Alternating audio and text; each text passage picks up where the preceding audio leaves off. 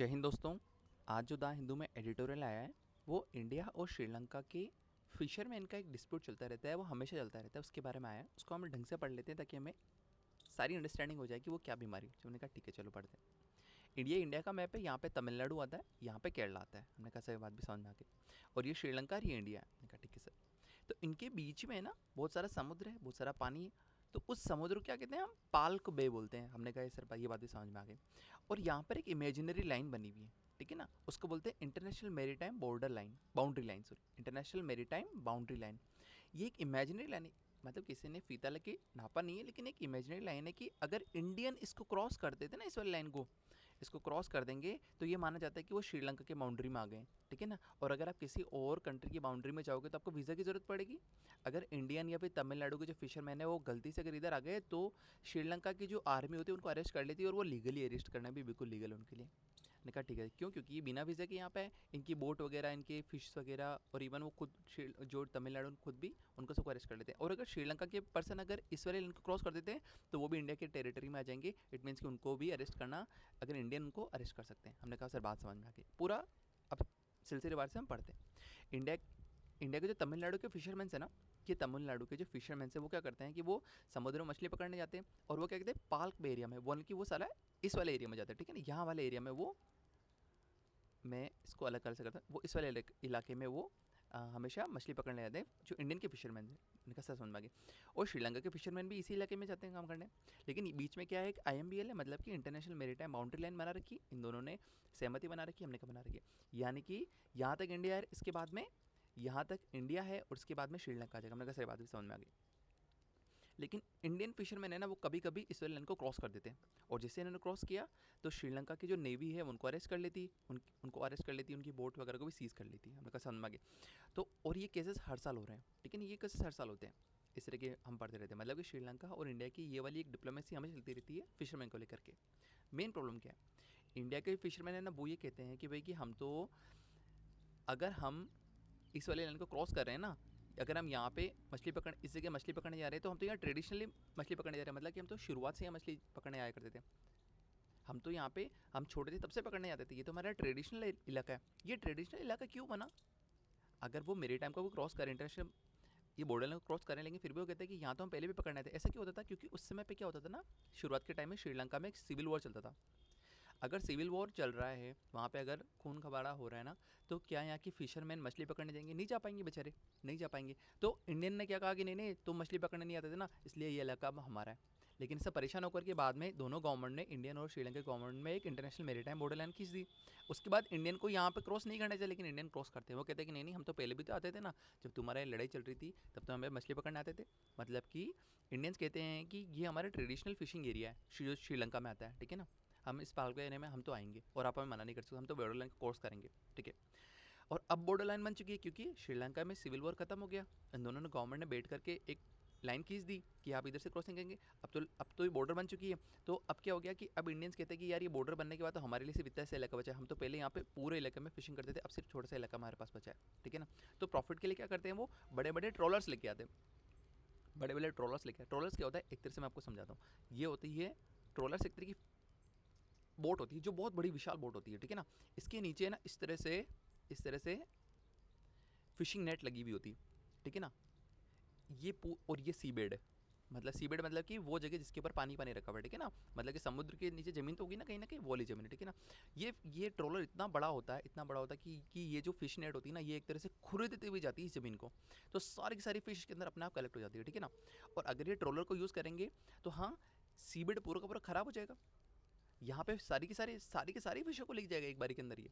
यहाँ पे जितनी भी एनवायरमेंट उसको सब कुछ खत्म कर देगा। क्यों? क्योंकि ये कोरल रीफ को खत्म कर देगा यहाँ पे, क्योंकि कोरल रीफ तो बहुत ज़्यादा होगी ना। ये नेट बहुत खतरनाक होती है, ठीक है ना, बहुत मजबूत नेट होती है। जैसे कि एक तरह से जो ट्रैक्टर होता है ना, ट्रैक्टर के पीछे वो हुक नहीं लगे हुए होते हैं, जिससे कि हम खेत को जोतते हैं, ये उस तरह के हुक होते हैं इसके अंदर भी, ठीक है। सब कुछ नीचे का सी बेड को खराब करते हुए जाती है। तो इंडियन वाले क्या करते हैं, इनके पास जगह कम हो गई तो ये बड़े बड़े ट्रॉलर्स लेके आते हैं, ठीक है ना।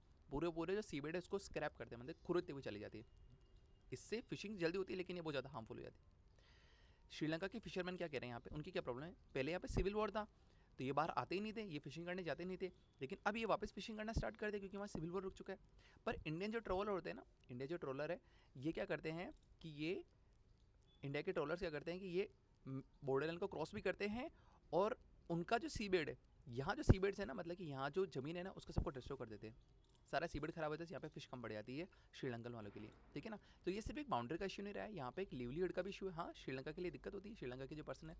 एनवायरमेंट का इशू, क्योंकि ट्रोलर्स होते हैं ना, वो खरीदते भी चाहते हैं इसको खरीदते भी चाहते हैं, तो सारी चीज़ें मछलियाँ भी ले जाएंगे, लेकिन कोरल रीफ को तो खराब करें ना ये सारा जो इकोलॉजी है, जो मेरीटाइम इकोलॉजी, सब कुछ खराब कर रहे हैं। और यहाँ पे डिप्लोमेसी भी खतरनाक होती है। क्यों? क्योंकि हमारे यहाँ के अरेस्ट कर लेते हैं, फिर यहाँ के ऑफिशियल वहाँ जाते हैं, रिक्वेस्ट वगैरह करते हैं, हमेशा परेशान होती है।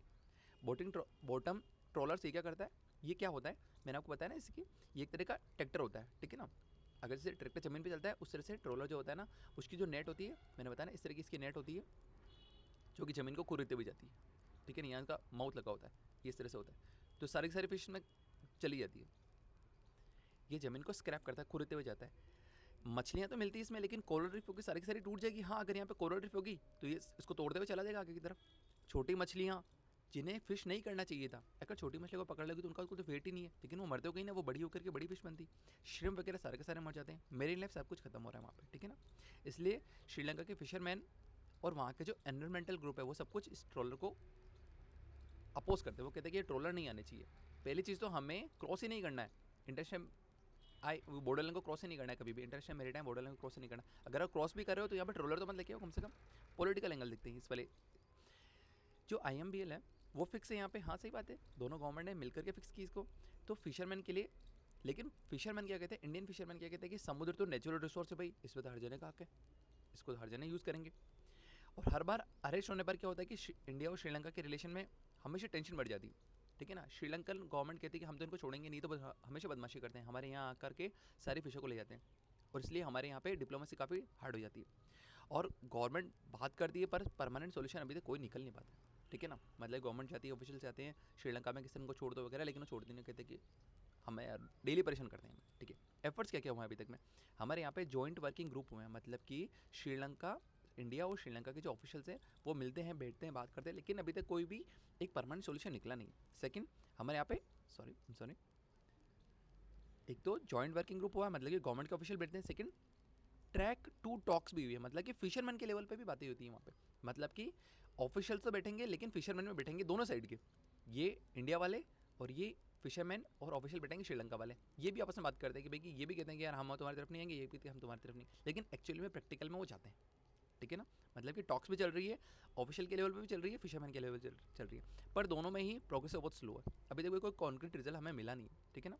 और श्रीलंका में एक नई गवर्नमेंट है NPP करके, वो बहुत ही टफ है, वो बहुत ही स्ट्रॉन्ग एक्शन ले रही है इसके अलावा। वो तो कह रही है कि सीधा अरेस्ट करो इनको और इनको लंबी कासी सजा भेजो।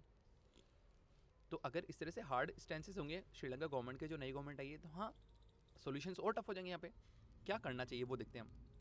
हमें मिलकर के रूल बना देना चाहिए, मिलके मतलब कि इंडिया और श्रीलंका को मिलके रूल, जैसे EU बनाता है। EU क्या है ना, जैसे यूरोपियन यूनियन है ना, वो इस तरह से बना हुआ है।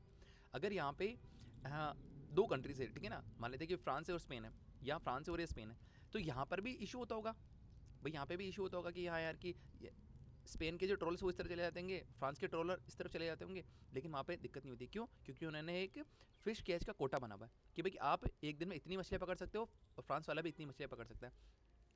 उन्होंने कोटा सिस्टम बना रखा है मछलियों का। हाँ, तो ये ज़्यादा बेटर है भाई, आप 1000 मछलियाँ पकड़ो, उसके बाद पकड़ो मत, बात खत्म हो गई, और जितनी बाद में जो बचेगी सारी मछलियाँ वो सारे श्रीलंका वाले पकड़ लेंगे। तो एक तरह से कोटा सिस्टम बना दिया। अब चाहे इंडिया वालों को 1000 फिश पकड़नी है, ठीक है ना, चाहे वो इधर से पकड़े या इधर से पकड़े, क्या लेने देना है। इनकी जैसे 1000 मछली भी घर चले जाएंगे वापस, और उसके बाद में श्रीलंका वाला का ट्रोलर आएगा, ये भी 1000 फिश लेके चला जाएगा। तो मतलब कि अगर कोटा बना दिया तो भले आप इधर से फिशिंग करो, इधर से फिशिंग करो, कोई लेने देना नहीं हुआ, क्योंकि अगर यहाँ पे फिश कम पड़ जाएगी श्रीलंका के लिए, तो श्रीलंका वाला इधर चले जाएंगे अपने 1000 फिश को पकड़ने के लिए। सही बात है, कोटा सिस्टम बना दो जैसे यूरोपियन यूनियन बना हुआ। सेकंड, समुद्र को दोनों मिलकर के प्रोटेक्ट करें, ठीक है ना। अगर समुद्र को प्रोटेक्ट ही नहीं किया, अगर उसको कंटिन्यूसली ट्रोलर से खराब कर दिया ना सब कुछ, तो लास्ट में फिशें रहेगी नहीं, तो बाद में ये फाइट किसके लिए करेंगे, ठीक है। सारा लिवलीहुड, इकोनॉमी, जो एनवायरमेंट सब कुछ खराब कर देंगे। इंडिया को क्या करना चाहिए, इंडिया का काम क्या है यहाँ पे कि जो तमिल फिशरमैन है ना, इनको डीप सी फिशिंग सिखानी होगी। डीप सी फिशिंग मतलब कि IMBL के बाद, मतलब कि अगर इंडिया और श्रीलंका यहाँ पर, तमिलनाडु के अगर यहाँ पर फिशिंग करने आते हैं, इनको यहाँ मत करो, इनको कि आप अभी इस तरफ चले जाओ, बे ऑफ बंगाल में चले जाओ फिशिंग करने के लिए, वहाँ पे डीप सी फिशिंग सिखानी चाहिए इनको क्योंकि जो बॉटम ट्रोलिंग है ना उसको बंद करें। वो जो मैंने बताया ना, ये वाले ट्रोलर्स होते हैं इस तरह से बने होते हैं, इसके आगे ये लगा होता है, ये सारे सीबीडी को खराब करता हुआ जाता है, ठीक है ना। ये इस तरह का शिप होता है जिसके नीचे बहुत बड़ी नेट लगी हुई होती है। इसको बंद करें ट्रोलिंग को बंद करें और नए इकोनॉमी फ्रेंडली बोट्स को दो।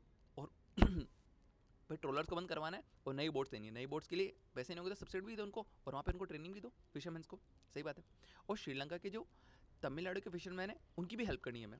उनको भी हमें सिखाना है कि हाँ कि आप भी डीप सी फिशिंग करो ताकि वहाँ पे एक ट्रस्ट बिल्ड हो, ठीक है ना, ताकि डेली की डेली परेशानी खत्म हो और सारे अरेस्ट जो भी हुए हैं उनको अभी रिलीज़ किया जाए, ठीक है। वे फॉरवर्ड्स क्या है एक्चुअली में हमें और क्या करना चाहिए कि यहाँ पे कंपटीशन बंद हो, भाई श्रीलंका और इंडिया कंपटीशन बंद करे और कॉपरेशन की तरफ जाए, ताकि हम जो जो सी बेड है उसको बचा सकें, ठीक है ना। वहाँ पे फिशिंग को बचा सकें, वहाँ पे कोरल रीफ वगैरह बचा सकें, पूरी की पूरी एक इकोसिस्टम है उसको बचा सकें हम, ठीक है।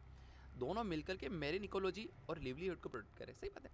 अगर हमने ट्रोलर यूज़ करके, इंडिया ने ट्रोलर यूज़ करके पूरी मेरिन इकोलॉजी को खत्म कर दिया, वहाँ पे पूरे इकोसिस्टम को खत्म कर देगा, तो मछलियाँ बचेगी नहीं, श्रिम्प बचेंगे नहीं, तो ये फिशिंग करने क्या जाएंगे लास्ट में, ठीक है। लॉन्ग टर्म गोल बनाना है हमें, जिसमें कि हमें पाल्क बे उसको हम ब्लू पीस जोन बना दें, ठीक है ना, जिससे कि दोनों यहाँ पे शांति से मछली पकड़ सके। अगर इंडियन वाला है तो वो भी आराम से मछली पकड़े, और फिशर जो श्रीलंका के फिशर में वो भी आराम से मछली पकड़े, लेकिन उसके लिए हम एक फ़िश कोटा बना दें कि आप डेली सिर्फ 1000 फिश ही पकड़ सकते हो, ठीक है ना। अब चाहे इंडियन श्रीलंका के यहाँ पे जाके फिश पकड़े, यहाँ फिश पकड़े, यहाँ फिश पकड़े, यहाँ कोई लेने देना नहीं है। आपने 1000 फिश फिर कर चले जाओ, उसके अपने श्रीलंका वाले वो भी 1000 फिश पकड़ कर चले जाएंगे, चाहे वो उधर से फिश को पकड़ ले, क्या दिक्कत आ रही है यहाँ पे, ठीक है।